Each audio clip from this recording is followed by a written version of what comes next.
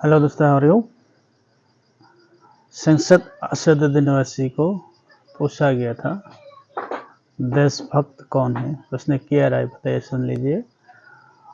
और स्वामी जी है, उसने क्या क्या क्वेश्चन किया है, आप लोग इस वीडियो में देख लेंगे। फिर बाद में इसमें से मैं भी बता रहा हूँ आपका राय क्या है।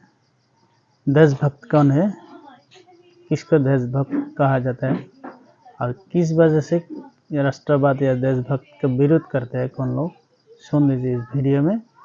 अच्छा लगे तो लाइक कमेंट जरूर कीजिएगा और इस चैनल को सब्सक्राइब कीजिएगा।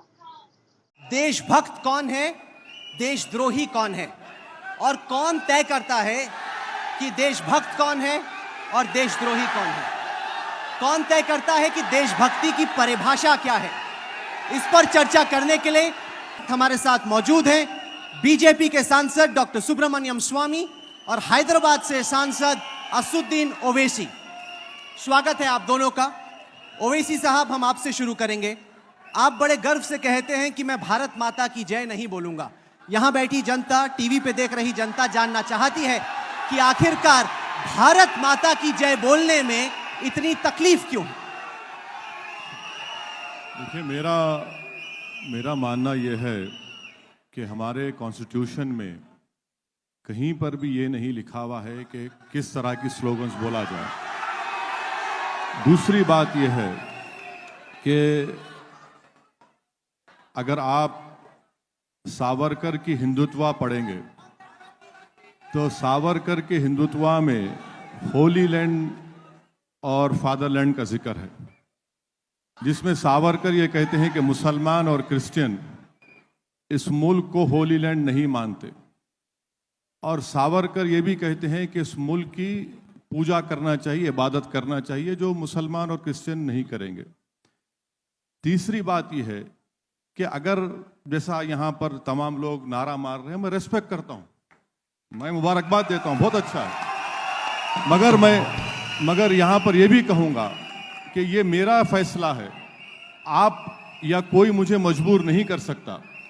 मिसाल के तौर पर 16 मार्च 2016 को आरएसएस के जनरल सेक्रेटरी दत्तात्रेय होसबले ने कहा कि अगर जो कोई भी ये नारा नहीं मारेगा वो एंटी नेशनल है। ये किसने अख्तियार दिया उनको, ये समझने की जरूरत है।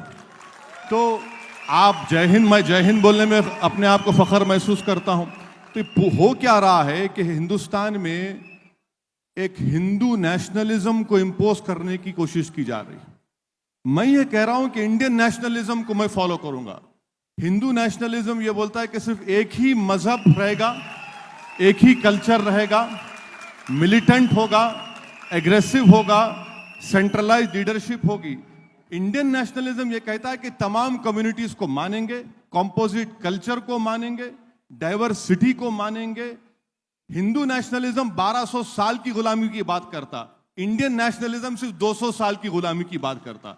तो यह फर्क है। इसीलिए मैं आपसे कह रहा हूं कि नारा जरूर लगाइए, मगर किसी को मजबूर मत करिए कि नहीं यही नारा आपको लगाना पड़ेगा। मैं उसको मानने को तैयार नहीं। डॉक्टर सुब्रमण्यम स्वामी, असदुद्दीन ओवैसी डंके की चोट पे कहते हैं कि नहीं, मैं भारत माता की जय नहीं बोलूंगा। वो कहते हैं कि इस वजह से मैं देशद्रोही नहीं बन जाता और किसी की हिम्मत नहीं है कि मुझे मजबूर करे कि मैं भारत माता की जय बोलूं। क्यों मजबूर किया जाए असदुद्दीन ओवैसी जैसे लोगों को भारत माता की जय बोलने के लिए? इंग्लिश और हिंदी? हिंदी में बोलिए, ज्यादातर लोग हिंदी समझ रहे हैं। ये पहले इन्होंने दो गलतियां की है अपने वक्तव्य में।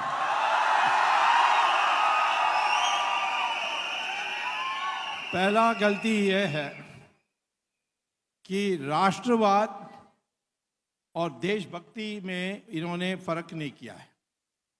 देशभक्ति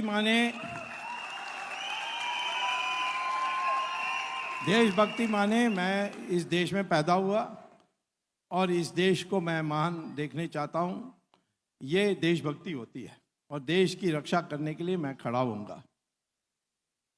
राष्ट्रवाद जो है वो है कि ये राष्ट्र प्राचीन राष्ट्र है और इसकी प्राचीन संस्कृति अटूट है, लगातार आती आई है।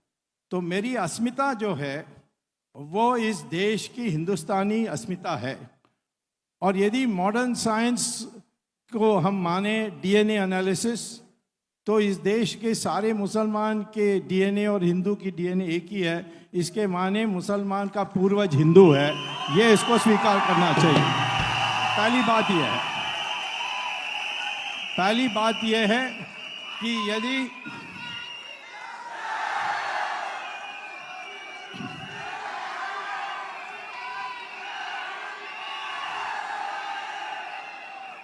पहली बात है कि यदि आप इस देश के मुसलमान ये स्वीकार करने के लिए तैयार नहीं है कि मेरा पूर्वज हिंदू है, तो वो देशभक्त हो सकता है, परंतु वो राष्ट्र विरोधी है, ऐसा मैं मानूंगा। क्योंकि ये राष्ट्र के तो एंटी नेशनल और पेट्रियोटिज्म में फर्क। दूसरी बात, उन्होंने कहा कि हम तो सिर्फ कॉन्स्टिट्यूशन को मानेंगे। कॉन्स्टिट्यूशन में दो बातें हैं जो अनिवार्य है गवर्नेंस के लिए। पहली है कि गौ की हत्या नहीं होगी, उस पर प्रतिबंध लगेगी। क्या इसको मानने के लिए तैयार है?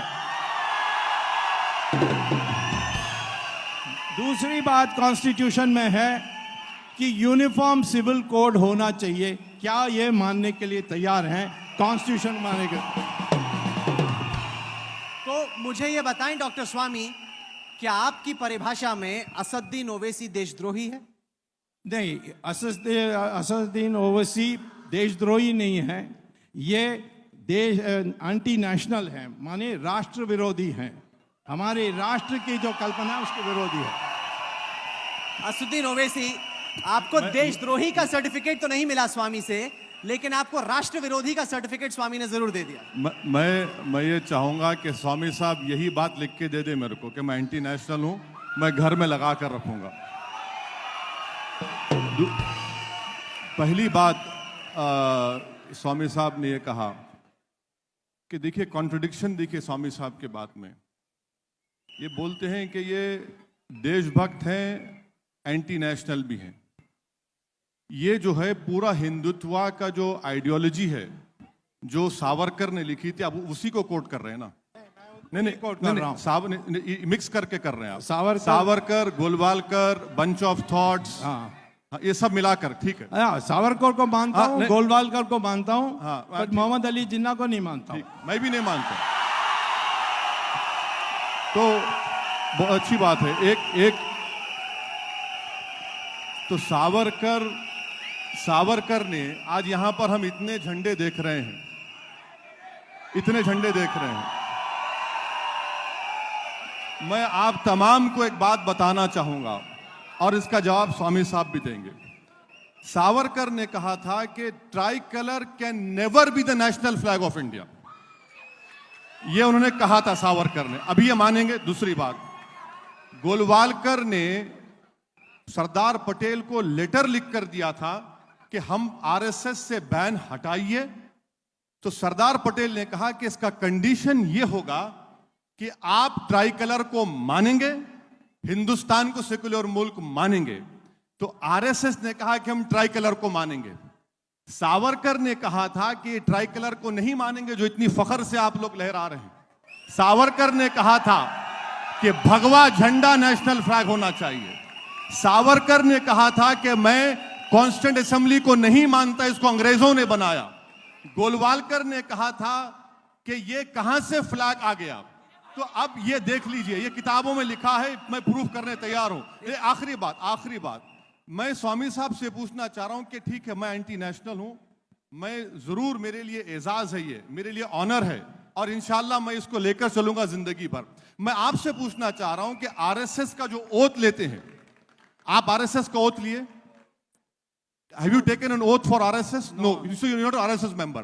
So now, when you take oath for RSS, आपको जब ओथ लेते हैं आरएसएस को, तो आपको यह कसम खाना पड़ता है कि मैं Hindu religion, Hindu community, Hindu culture की वफादारी करूंगा और यह मुल्क मेरे लिए होली लैंड है। मैं स्वामी साहब से पूछना चाह रहा हूं कि नरेंद्र मोदी और बीजेपी ने कॉन्स्टिट्यूशन पर ओथ लिया, स्वामी साहब भी एमपी बने तो कॉन्स्टिट्यूशन पर ओथ लिए, तो क्या इंडिया का कॉन्स्टिट्यूशन का ओथ ऊपर होगा या फिर आरएसएस का ओथ ऊपर रहेगा? ये आप बता दीजिए, क्योंकि आरएसएस का ओथ है। आरएसएस के अपने ओथ में ये कहते हैं, ये इनको ये कसम लेना पड़ता है, Hindu religion, Hindu culture, Hindu community and Holi land. तो दोस्तों आप लोगों ने सुन लिया इसकी राय।